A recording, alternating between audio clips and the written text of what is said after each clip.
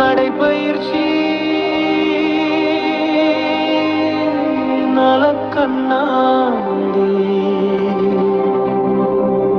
எதிர்காலத்தில் தினசரி உணவு உறக்கம் போல நடைபயிற்சியும் அவசியம். இது மிகைப்படுத்தல்ல, நோய்கள் இல்லாமல் வாழ வேண்டிய உண்மை. ஒரு காலத்தில் பாத யாத்திரை கிரிவலம் போன்ற நடைமுறைகள் இருந்தன. இன்று இயந்திர வாழ்க்கையில் நடைபயிற்சி மறக்கப்பட்ட பழக்கமாகிவிட்டது. உடலுக்கு போதிய அசைவு இல்லாததால் கொழுப்பு அடைப்பு, வயிற்று பெருக்கம், வைட்டமின் டி குறைபாடு, மூட்டு வலி, உள்ளுறுப்பு செயலிழப்பு, உறக்கமின்மை, செரிமான கோளாறு போன்ற பல பிரச்சனைகள் உருவாகின்றன. இவை முதியோருக்கானவை அல்ல, இளம் மற்றும் நடுத்தர வயதின நோய் காக்கும் நவீன நோய்கள்.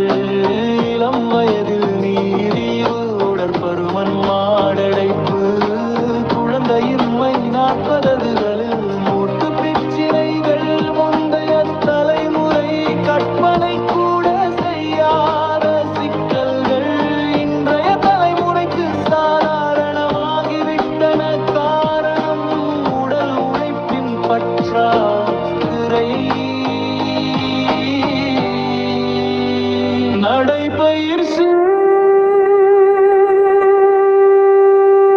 செய்யும் போது மூச்சு திணறல், மார்பு துடிப்பு போன்ற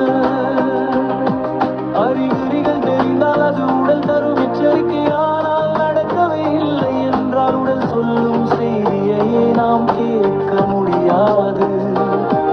அதனால் நடைபயிற்சி ஒரு நலக்கண்ணாடி. காலை நேர நடைமனதுக்கும் உற்சாகம் தரும் உடல் எடை குறைப்பு, நீரிழிவு, ரத்த அழுத்த கட்டுப்பாடு, ஆழ்ந்த உறக்கம், எலும்பு தசை வலிமை, நல்ல செரிமானம், அனைத்திற்கும் பக்க விளைவு இல்லாத ஒரு தீர்வு நடைபயிற்சி.